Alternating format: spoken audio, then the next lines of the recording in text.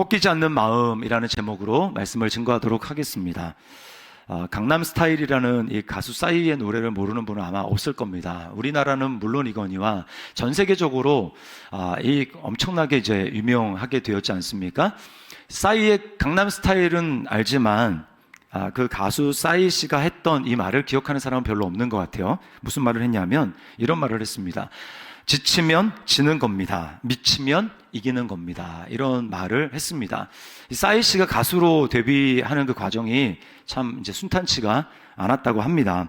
미국에 이제 아버지가 유학을 보냈는데 유학을 보낼 때 뭐 정치외교학과인가 그런 과로 갔습니다. 근데 자기는 원래 그런 곳에 뜻이 없었고 음악을 이제 학교를 바꾸어서 자기가 맘대로 음악을 공부했고 버클리 음대까지 이제 가게 됩니다. 뒤늦게 이제 아버지가 그 사실을 알고 재정 지원을 중단을 해버렸어요. 그래서 굉장히 이제 재정적으로 쪼달리는 삶을 살아가는데 작곡을 이제 수십 곡을 하게 되고 그 작곡한 곡을 가지고 한국에 들어오게 됩니다. 그리고는 수십 군데 한 50개 정도 되는 엔터테인먼트 회사를 다니면서 내가 이런 곡을 이제 지었다 한번 봐라 라고 하는데 아무도 귀를 기울여 주지 않고 2년 동안 곡 한 곡이 팔리지 않았다고 그렇게 말을 합니다. 근데 그때 포기하지 않고 마음속에 품었던 그 말이 바로 이 말이에요. 지치면 지는 겁니다. 미치면 이기는 겁니다. 이 마음을 가지고 포기하지 않았다고 이야기를 합니다. 그래서 방송국에 무작정 달려가서 거기에 이제 뭐 PD들, 뭐 이제 작가들 있지 않습니까? 거기 있는 사무실에 있는 그 층에 올라가서 그 긴 복도를 다니면서 노래를 부르면서 이제 춤을 췄다고 이야기를 합니다. 내 춤을 봐주세요. 제가 이렇게 다양한 춤을 출 수 있습니다. 라고 이야기를 한 거예요. 여러분 그냥 얼핏 보면 정말 미친 사람이죠. 미친 사람. 근데 그 중에 한 제작자가 영감을 받아서 싸이와 함께 이제 일을 한번 해보자 라고 해서 이제 데뷔를 하게 된 것입니다.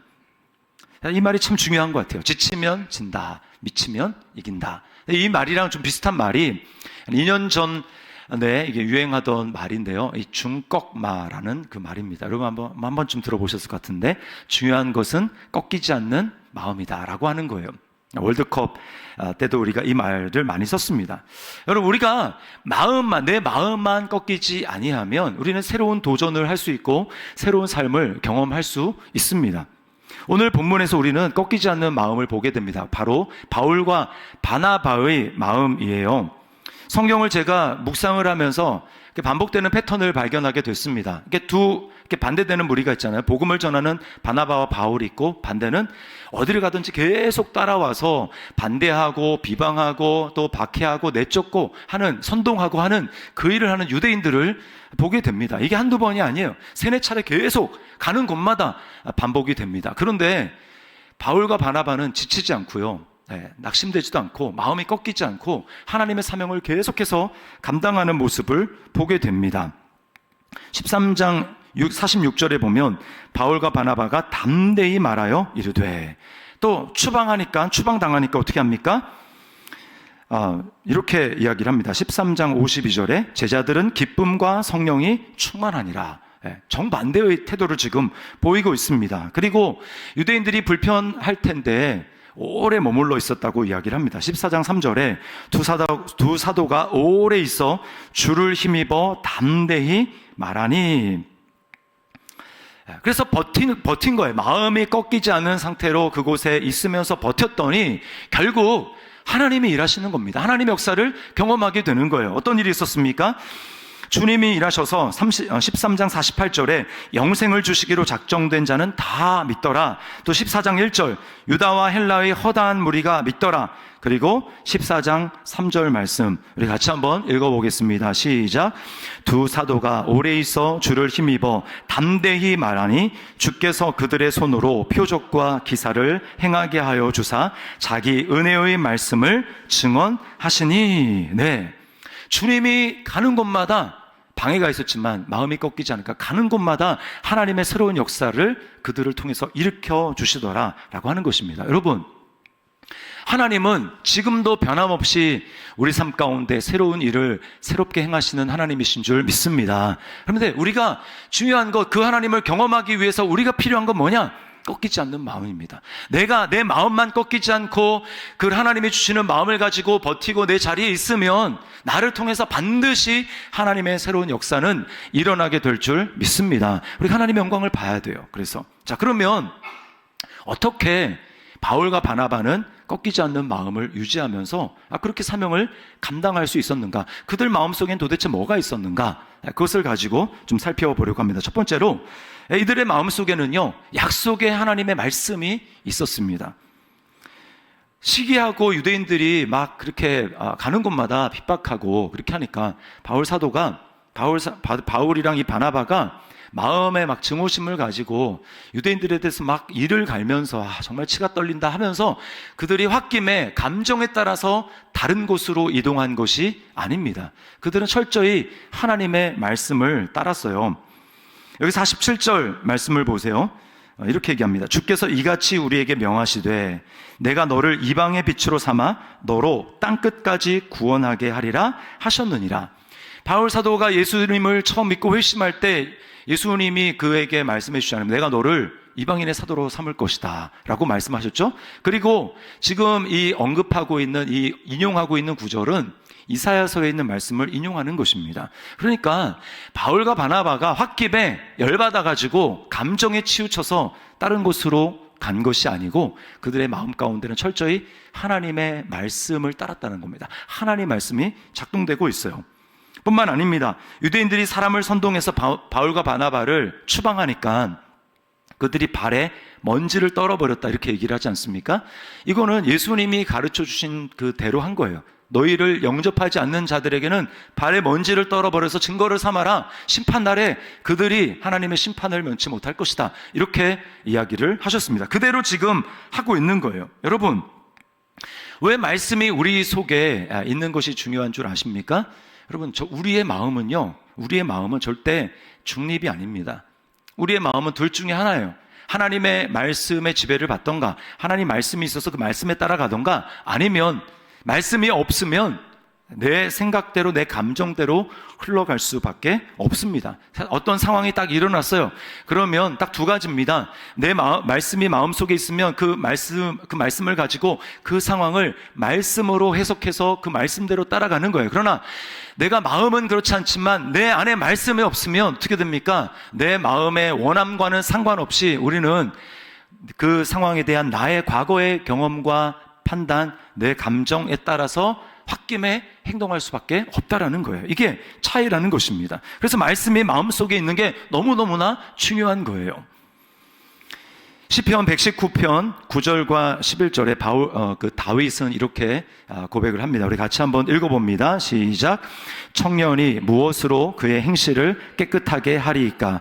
주의 말씀만 지킬 따름이니이다. 내가 주께 범죄하지 아니하려 하여 주의 말씀을 내 마음에 두었나이다. 주께 범죄하지 않기 위해서 해야 될 일이 뭐냐? 그런 마음을 가졌습니다. 중요한 게 아니고요. 하나님의 말씀을 마음에 두어야 한다라는 거예요. 여러분, 예수님을 믿었다라는 것은 우리가 더 이상 예전과 똑같은 존재가 아니라 주님 안에서 새로운 피조물이 되었다라는 것입니다. 완전히 달라졌어요. 눈에 보기에는 별로 달라진 것 같지 않아도 우리의 영이 완전히 거듭나서 하나님 나라 안에 거하기 시작한 것입니다. 여러분, 그래서 달라진 것이 뭐냐? 우리가 다르게 행동해야 될 것은 뭐냐 하면, 예전에는 어떻습니까? 예수 그리스도 안에서 우리가 새로운 피조물이 되기 전에는 우리 가장 중요한 것은 눈에 보이는 거예요. 눈에 보이는 내 주변을 둘러싼 환경, 물질적인 환경이 얼마나 풍요로운가, 물질적으로 먹고 살 것이 얼마나 풍요로운가, 그러면 우리는 행복한 삶이고 내 삶은 아무 걱정이 없다라는 생각을 하게 됐습니다. 그러나 우리가 이제 영이 거듭나고 하나님으로부터 나고 새로운 피조물이 되었다라는 것은 이제 바뀐 거예요. 나에게 정말 중요한 것은 눈에 보이는 물질적인 환경, 그것도 물론 중요하겠지만 그것보다 더 중요한 것은 나를 둘러싼 영적인 환경이구나. 육신에 먹을 양식보다 더 중요한 게 나의 영의 양식, 하나님의 말씀이구나 라고 하는 것을 우리가 알고 점점 더 그 말씀 없이는 내가 살아갈 수 없구나 라고 하는 것을 자각하며 내가 말씀을 먹기를 힘쓰고 그 말씀으로 말미암아 내 영이 강건해지고 내 영이 살아가는 것, 힘을 얻는 것, 그것을 중요하게 생각하는 것입니다. 여러분, 우리는요, 새로운 피조물이 되었다면 그 피조물에 합당한 생각과 사고, 체계를 갖추기 위해서 끊임없이 성장해야 하는 것입니다. 여러분 꼭 기억하세요. 예수님을 여러분이 믿었습니까? 여러분이 새로운 피조물이 되었습니까? 그 자리에 머물러 있으면 안 됩니다. 머물러 있다라는 것은 그 상태에 가만히 있는 게 아니라 뒤로 후퇴하고 있다는 걸 아셔야 돼요. 왜 그렇습니까? 이 세상에는 끊임없이 우리를 가만 놔두지 않기 때문이에요.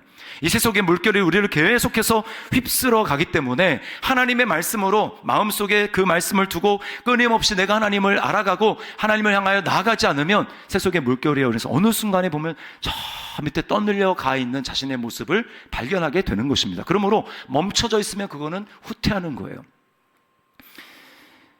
새로운 피조물인 우리를 향해서 성경은 끊임없이 우리의 사고 체계가 가치관이 새로워져야 한다고 말씀을 합니다. 골로새서 3장 10절 말씀 우리 같이 한번 읽어보겠습니다. 시작.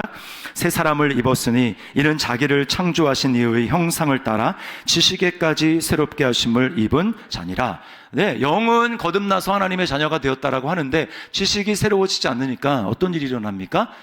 새로워진 존재인데 삶을 살아갈 때는 예전의 사고방식대로, 예전의 가치관대로, 예전의 경험에 근거해서 그렇게 살아가다 보니까 삶이 안 살아지고 하나님을 경험할 수 없고 하나님의 역사를 체험할 수 없고 계속 내 삶 가운데 뭔가 맞지 않는 충돌이 일어나게 되더라는 것입니다. 여러분, 지금 방학 때 얼마나 좋은 기회입니까? 특별히 순장님들을 중심으로 여러분 말씀 읽기에 새롭게 도전하십시오. 이 방학 이제 한 8월 끝날 때까지 새롭게 우리 어디 읽으면 좋을까? 뭐 어디를 좀 알고 싶냐? 어디를 우리가 새롭게 알아갈까라고 하면서 뭐 우리 공간복음에 도전하자. 뭐 한 두 달이면 우리가 열심히 읽으면 읽을 수 있다. 또는 뭐 로마서를 읽자. 이렇게 해서 여러분 말씀 읽기 새롭게 도전할 수 있기를 주님의 이름으로 축원합니다. 계속해서 성장해야 돼요. 계속해서 주님을 알아가야 합니다. 이것이 우리로 하여금 마음이 꺾이지 않고 계속해서 하나님 말씀 안에 머물면서 우리 마음을 지킬 수 있는 유일한 비결이에요. 자, 이렇게 말씀을 따라가다 보면 두 번째 중요한 요소에 도달하게 됩니다. 그건 뭐냐? 하나님의 주권에 대한 전적인 신뢰예요. 13장 48절 말씀을 우리 다시 한번 읽어보겠습니다. 시작. 이방인들이 듣고 기뻐하여 하나님의 말씀을 찬송하며 영생을 주시기로 작정된 자는 다 믿더라. 자, 영생을 주시기로 작정된 자는 다 믿더라. 이게 뭘 얘기를 합니까? 하나님의 주권에 대해서 얘기를 하는 겁니다. 나는 내 힘을 빼고 나는 열심히 내가 말씀을 전하고 그 결과는 하나님 앞에 맡겼더니 하나님이 역사해 주셔서 영생을 얻기로 작정된 자는 다 믿더라. 여기서 우리는 중요한 균형을 보게 되죠. 뭐 하나님이 하실 거니까 다 하나님이 하실 거야 라고 하고 나는 아무것도 안 하고 그것도 잘못된 태도고, 또 내가 열심히 하면 됐지 라고 하면서 하나님을 의식하지 않는 것도 균형을 잃은 것입니다. 여러분, 지금 실질적으로 복음을 전하고 사람들에게 접촉하면서 말씀을 전하는 사람은 누굽니까? 바울과 바나바예요. 그런데 오늘 말씀을 잘 보면 이 주체가 뭐라고 얘기하냐면 3절에 이렇게 이야기를 합니다. 3절 같이 읽습니다. 주께서 그들의 손으로 표적과 기사를 행하게 하여 주사 자기 은혜의 말씀을 증언하시니, 지금 주어가 누구냐면 하나님이에요. 주께서 자기 은혜의 말씀을 증언하시니, 이게 정말 중요한 것입니다. 바울과 바나바는 뭐예요? 바나바는 지금 주님이 하시는 그 일의 도구로 쓰임받는 것입니다. 다른 사람이라도 그 일을 할 수 있어요. 하나님이 하실 수 있어요. 그런데 그 일에 내가 쓰임받는 통로로 지금 그 자리에 있기 때문에 누가 하는 것입니까? 하나님이 그들을 통해서 지금 역사하시는 거예요. 그래서 영생 얻기로 작정된 자가 다 믿을 수 있도록 주님이 지금 그 일을 하고 계신다라는 것입니다. 여러분, 우리가 이것을 기억해야 합니다. 우리는 말로는, 입으로는 하나님이 하신다고 말하지만 실제로는 내가 하려고 해요. 내가 하려고 합니다. 그래서 내 말에서부터 벌써 주어가 하나님이 아니라 내가 나옵니다. 실제로는 주도권을 내가 가지면서 내가 원하는 결과를 내가 통제하고 내가 이렇게 저렇게 빚어서 이런 모양을 만들어내야지, 이런 결과를 도출해내야지 라고 하면서 내가 주도권을 가지고 내가 통제권을 가지고 그렇게 하려고 합니다. 그러니까 어떻게 되는 거예요? 내가 하니까 내 생각대로 안 되면, 내가 원하는 대로 상황이 흘러가지 않으면 낙심하고 지치고 힘들어하는 겁니다. 내가 하니까. 그런데 그러지 않고 내 힘을 빼고 어쨌든 주님이 내가 열심히 하지 않겠다라는 것이 아니라 주님께 맡기고 주님이 나를 통해서 하실 줄 내가 정말 믿습니다라고 하면 여러분 그 자리에서 주님에게 쓰임받았다라는 것 자체로 우리는 하나님 앞에 영광을 돌리고 감사할 수 있는 것. 어차피 주님이 하시는 것이기 때문에. 아멘? 네, 이것이 주님의 주권을 인정하는, 주도권을 인정하는 믿음이라고 하는 것입니다. 그러나 여러분, 우리가 속기가 참 쉬워요. 내가 말씀을 읽고 말씀을 암송한다 하더라도 여전히 주도권은 내가 쥐고 있을 때가 참 많습니다. 네, 말씀을 본다고 내가 주도권을 하나님께 넘긴 게 아니에요. 우리가 잘 기억해야 합니다. 자, 예수님이 40일 금식 기도를 하고 광야에서 마귀에게 세 가지 시험을 받으시죠. 그 시험 중에 하나가 뭐냐 하면 성전 꼭대기에 예수님을 세우고 뛰어내리라는 것입니다. 그러면서 그 사단은 말씀을 인용했어요. 시편의 말씀을 가지고 뛰어내리면 하나님이 천사를 보내서 너의 발이 상하지 않게 하실 것이다 라고 하는 그 말씀을 인용해서 자, 하나님이 그렇게 약속했으니까 뛰어내려도 괜찮을 거야 라고 이야기를 합니다. 자, 여러분, 뭐가 잘못됐습니까? 주님이 그 다음에 뭐라고 하시냐면 주 너의 하나님을 시험치 말라라고 말씀을 하셨어요. 하나님은 자기 백성을 절대로 내버려 두지 않으시고 하나님께서 저와 여러분의 삶을 완전히 책임지심을 여러분 믿으시기를 바랍니다. 책임지는 것을 믿는다면 내 삶에 평상시는 아니겠지만 특별히 어려움이 왔다. 그러면 그때 그 약속의 말씀을 붙들며 하나님이 내 삶 가운데 지금 기적을 행하시고 내 삶을 돌보실 줄 믿습니다. 그 믿음으로 반응하면 되는 거예요. 그런데 그런 것도 없는데 굳이 성전 꼭대기에서 뛰어내리면서 하나님이 정말 살아계신 거 아닌가? 라고 하는 것은 여러분 하나님을 믿지 못하는 것이고 하나님을 시험하는 것입니다. 그러니까 내 삶 가운데 정말 하나님의 주권을 인정하지 않게 될 때 우리는 나도 모르게 내 주권, 내 주도권을 가지고 하나님을 내가 원하는 것에 이용하려고 할 수 있다는 것입니다. 말씀도 얼마든지 내 뜻대로 이용할 수 있다라고 하는 거예요. 여러분, 하나님의 주권에 대해서 전적으로 신뢰하는 마음, 하나님의 주권에 전적으로 따르려는 마음, 그 마음을 성경에서는 두 자로 다른 말로 뭐라고 하냐? 온유라고 합니다. 온유. 여러분이 어떤 사람을 저 사람 참 온유하다라고 말할 때 그 온유는 어떤 걸 떠오릅니까? 저도 예전에 저한테 사람들이 이제 온유하다 이렇게 얘기를 했거든요. 저는 그런 줄 알았어요. 근데 성경을 보니까 그게 아니에요. 온유는요, 저 사람 되게 부드러운 사람이다. 그게 온유가 아니고 온유는 하나님 앞에서의 태도를 가르치는 겁니다. 하나님 앞에서 부드러운 사람. 하나님 앞에서. 하나님 앞에서 부드럽다는 게 뭐예요? 자기 주장을 끝까지 고집하지 않는 겁니다. 하나님이 이렇게 바람을 후 불면 그 하나님이 부는 바람대로 움직이는 거예요. 하나님이 바람을 후 불면 내가 거기에 따라서 움직이고 또 반대로 바람을 후 불면 내가 거기에 따라서 움직이고 하나님 앞에서 어떤 모양이든지 될 수 있는 사람, 그 사람이 성경에서는 온유하다라고 말하는 것입니다. 그래서 복음성가에 이런 말씀 있잖아요. 주님 말씀하시면 내가 나아가리다. 주님 뜻이 아니면 내가 멈춰서리이다. 나의 가고 서는 것 주님 뜻에 있으니 오 주님 나를 이끄소서. 여러분, 그 가사가 온유를 정말 잘 설명하고 있는 가사예요. 온유함은 예수님의 성품이었습니다. 예수님은요, 하나님 앞에 자기를 주장하지 않으셨어요. 예수님은 온유하셨기 때문에 결국 십자가를 지실 수 있었고 하나님의 주권에 절대적으로 복종할 수 있었습니다. 그러나 저와 여러분들을 보십시오. 인간 중에는 온유한 사람이 없습니다. 없어요. 그래서 다 하나님께 뻗팅기며 자기를 주장합니다. 예수님을 믿은 다음에도 여전히 마찬가지예요. 그래서 내 생각과 내 고집을 주장하고 있으면서 하나님이 역사하시는 것을 누리지 못하는 거예요. 내가 통제하고 내 주도권을 가지고 내 생각대로 그렇게 나아가려 합니다. 그러니까 힘이 들고 지치고 어려운 거예요. 여러분, 하나님은요, 우리로 하여금 할 수 없는데 우리로 하여금 너 말씀대로 살아야지, 우리로 하여금 그 말씀대로 마치 캄캄한 어둠 가운데 있는 나를 막 이렇게 밀어서 던지던지 해서 그래서 어떻게든 그 말씀대로 살아가도록 하는 그런 무모한 하나님이 아니십니다. 여러분, 우리가 하나님의 약속의 말씀을 우리 마음속에 두고 그리고 그 약속의 말씀을 따라서 주도권에 하나님의 주권에 나를 온전히 맡기면서 신뢰하며 걷어갈 수 있는 이유는 우리가 세 번째 가장 중요한 것인데요, 우리가 우리 손을 놓지 않으시고 우리를 홀로 버려두지 않으시는, 우리 손을 붙들고 계시는 그 하나님의 사랑이 있기 때문에 그렇습니다. 이 하나님의 사랑, 그 사랑을 기억하게 될 때 우리는 앞에 두 가지를 실천할 수 있습니다. 제가 그 오은영 상담 그 프로그램을 자주 보는데, 오은영 씨, 거기에 황혜영 씨가 나와서 상담을 하는 것을 보게 됐습니다. 제가 대학 다닐 시절에 그 황혜영 씨가 투투라는 그룹으로 1과 2분의 1이라는, 여러분 그 저랑 비슷한 또래 아마 아실 겁니다. 뭐 둘이 되어버린 것 같은 뭐 이런 가사 이제 있잖아요.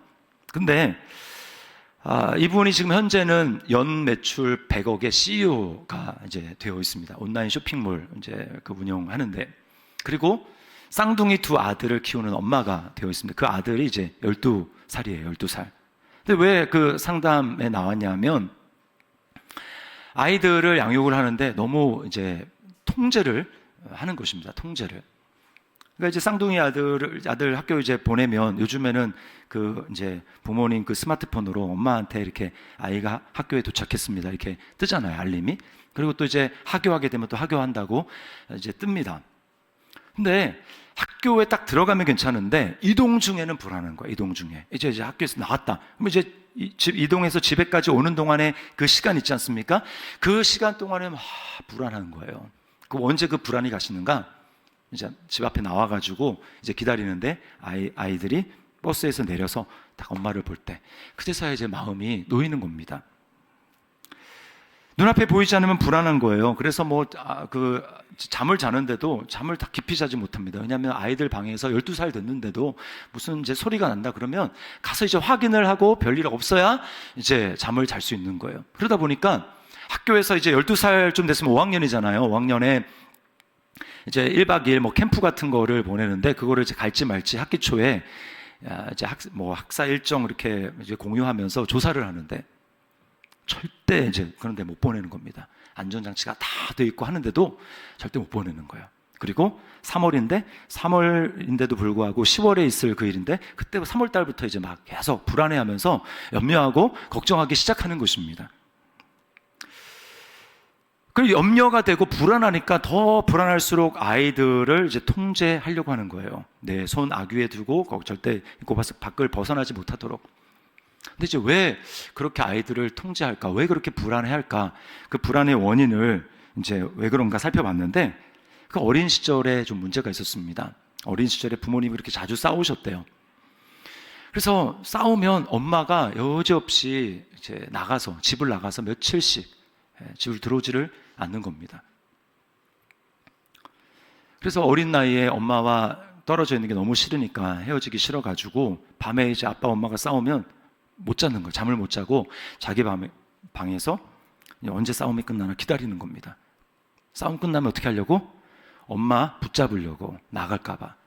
근데 그렇게 막 이렇게 쪼그리고 있다가 이제 잠을 깨야 되는데, 어느 날은 잠을 그냥 자버린 거예요. 자버리면 아침에 딱 일어나면 엄마가 없는 겁니다. 그러면 막 자기가 자기를 학대하면서 그것도 잠을 못 참아가지고 나 때문에 또 엄마가 떨어지게 됐다고 그렇게 자기를 자책하고 비난하는 그런 시간을 보냈다라는 거예요. 하루는 한 초등학교 1, 2학년쯤 됐는데 아빠 엄마가 또 싸웠습니다.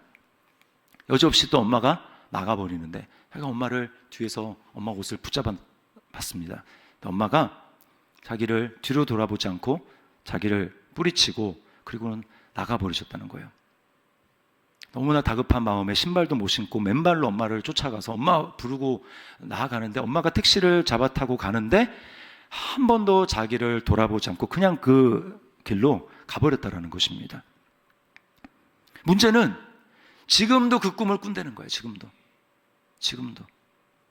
택시를 타고 엄마가 떠나가는 모습, 뒤에서 울면서 엄마를 부르는 그 모습을 지금도 꿈을 꾼다라는 것입니다. 제가 그 황혜영 씨의 그 이야기를 들으면서 너무 이제 안 됐고 정말 안 됐다, 불쌍하다라는 생각을 하게 됐습니다. 여러분, 제가 왜 이 이야기를 이렇게 장황하게 말씀을 드리냐면 영적인 원리가 똑같이 작동되기 때문이에요. 왜 불안하고 왜 이렇게 통제를 하고 자기가 내 눈앞에 이것을 내가 통제하지 않으면, 내 방식대로 통제하지 않으면 안 돼 라고 하는 불안이 어디서 왔는가? 이것이 바로 부조에서, 부모의 부조에서, 엄마의 그 부조에서 오는 불안감, 그 사랑을 받아야 될 시기에 받지 못해서 있는 그 뻥 뚫린 그 마음으로부터 나온다라는 거죠. 여러분, 우리는 어떻습니까? 우리는 원래 하나님 없이 살아가던 존재였어요. 그러다 보니까 하나님이 예수 그리스도로 말미암아 우리가 하나님이 아버지, 우리 아버지가 되었음에도 불구하고 여전히 우리는 마치 하나님이 계시지 않는 것처럼, 하나님 부재인 것처럼 하나님의 사랑을 내게 있는 곳으로 생각지 못하고 마치 내가 혼자 덜렁 떨어져 있는 인생의 그런 존재인 것처럼 생각하며 살아갈 때가 많다라는 것입니다. 그럴 때마다 어떻게 해요? 하나님이 눈에 보이지 않으니까 눈에 보이는 것을 가지고 어떻게든 내가 내 삶의 주도권을 가지고 어떻게 불안하지 않을 수 있을까 통제하는 것입니다. 그래서 예수님이 뭐라고 말씀하시는 거예요? 돈이 그렇게 한다, 돈이. 돈과 하나님이 그래서 상대하는 겁니다. 하나님은 눈에 보이지 않고 내가 너를 사랑해 라고 말씀하셔도 그게 이렇게 잘 와닿지 않으니까, 그래서 어떻게든 돈에 집중해서 내 삶에 돈이 있으면 좀 내 삶을 통제하고 불안하지 않을 수 있을까, 그렇게 사람들이 살아가게 되는 거예요. 여러분, 그러나 황혜영 씨의 사건을 통해서 보듯이 여러분, 우리의 그 통제하려는 마음, 내가 딱 움켜쥐려는 그 마음은 근원적인 우리 마음속에 있는 불안이 해소되기 전까지는 절대로 우리 손을 놓지 못합니다.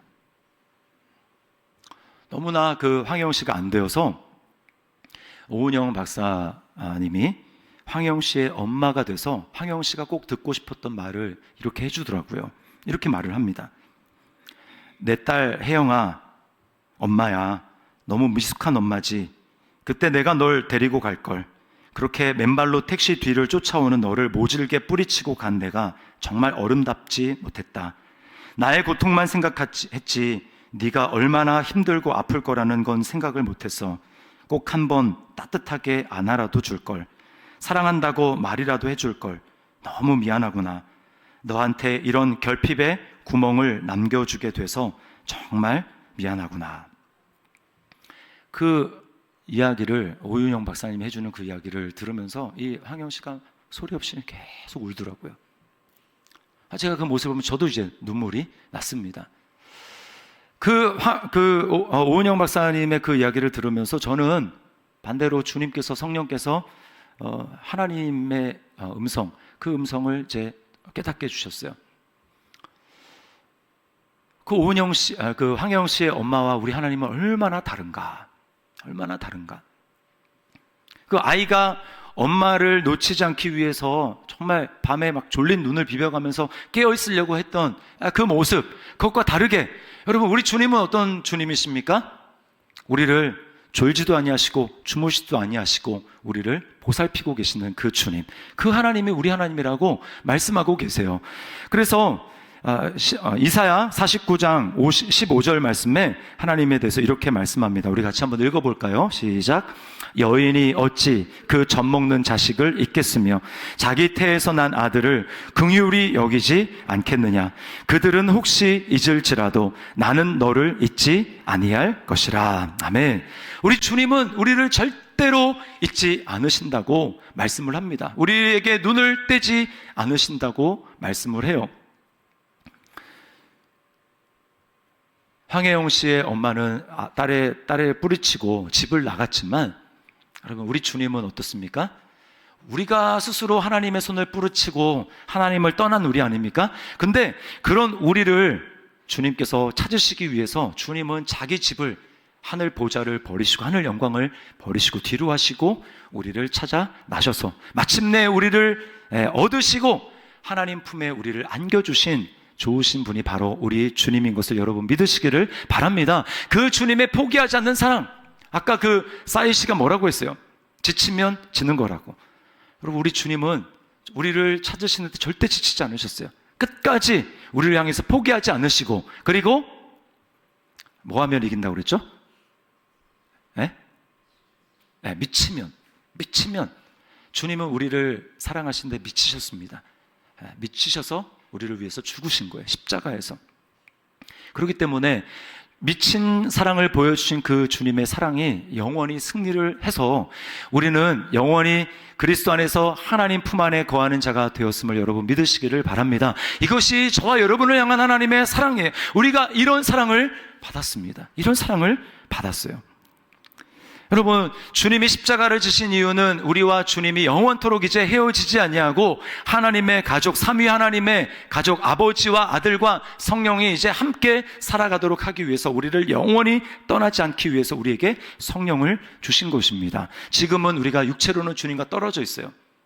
그래서 항상 갈증을 느낍니다. 예수님을 믿어도 갈증이 있어요. 하나님을 갈망하지만 원하는 대로 하나님의 임재를 잘 체험하지 못할 때가 많이 있습니다. 그러나 주님이 곧 오시는데, 재림하시는데 그때 어떤 일이 있습니까? 우리가 얼굴과 얼굴로 주님을 뵙게 될 거예요. 그리고 그 주님과 영원토록 떨어지지 않고 하늘 가족으로 하나님과 살아가게 될 것입니다. 여러분, 육신의 가족은 영원하지 않습니다. 영원하지 않아요. 아무리 죽고 못 사는 관계가 아무리 화목한 가족이어도 만약에 거기에 예수로 엮여져 있지 않다면 그 가족은 영원히 될 수 없습니다. 그러나 예수 그리스도를 말미암아 하늘의 가족으로 하나님과 엮인 그 가족은 영원한 거예요. 어떤 것도 우리를 끊을 수 없게 영원토록 되는 하늘의 가족이라고 말씀합니다. 그래서 데살로니가전서 4장 16절 17절 말씀에 우리에게 이렇게 말씀하고 있어요. 우리 같이 읽어보겠습니다. 시작. 주께서 호령과 천사장의 소리와 하나님의 나팔 소리로 친히 하늘로부터 강림하시리니 그리스도 안에서 죽은 자들이 먼저 일어나고 그 후에 우리 살아남은 자들도 그들과 함께 구름 속으로 끌어올려 공중에서 주를 영접하게 하시리니 그리하여 우리가 항상 주와 함께 있으리라. 우리가 항상 주와 함께 있으리라. 할렐루야. 여러분, 이것이 우리의 영원한 그리스도 안에서의 운명입니다. 항상 주와 함께 있으리라. 떠나지 아니하시는 주님, 우리 손을 붙들고 계시는 사랑의 주님, 우리가 이런 사랑을 받았어요. 그렇기 때문에 여러분, 이 사랑이 우리 마음속에 채우고 있기 때문에 여러분, 우리가 노력해서 받은 거 아니지 않습니까? 이 사랑을 노리기 위해서 다른 거 필요 없어요. 그냥 믿음으로 감사함으로 누리면 됩니다. 주님, 어떻게 나에게 이런 은혜를 베풀어 주셨습니까? 나는 아무것도 한 것이 없는데 어떻게 나를 하나님의 품에 그렇게 안게 해주셨습니까?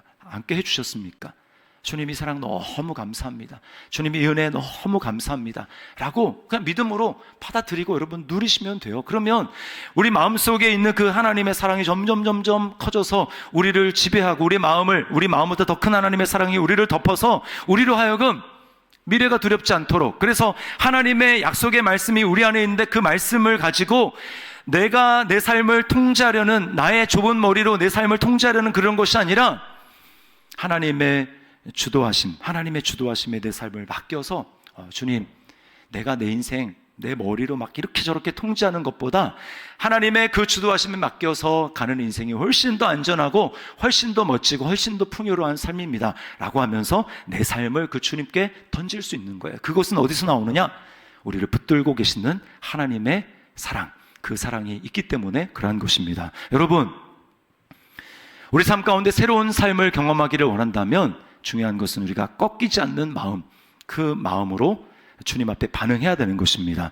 여러분, 주님의 사랑이 있기 때문에 또 하나님의 말씀을 우리 마음 가운데 두게 될 때, 그리고 하나님의 주권에 우리 자신을 드리게 될 때 우리의 마음이 꺾이지 아니하고, 여러분이 지금 낙심해 있거나 아니면 실망해 있거나 그래서 지쳤거나 주저앉아 있습니까? 여러분, 주님의 사랑으로 다시 한번 일어서시기를 주님의 이름으로 축원합니다. 우리 일어설 수 있어요. 그리고 그 사랑으로 나아가게 될 때 하나님께서 우리 삶을 통해서 반드시 새로운 역사를 일으켜 주실 줄 믿습니다. 이런 믿음으로 나아가는 저와 여러분의 삶이 될 수 있기를 주님의 이름으로 축원합니다. 우리 말씀을 기억하면서 변함없이 우리를 일으키시는 하나님의 사랑을 우리 찬양하겠습니다.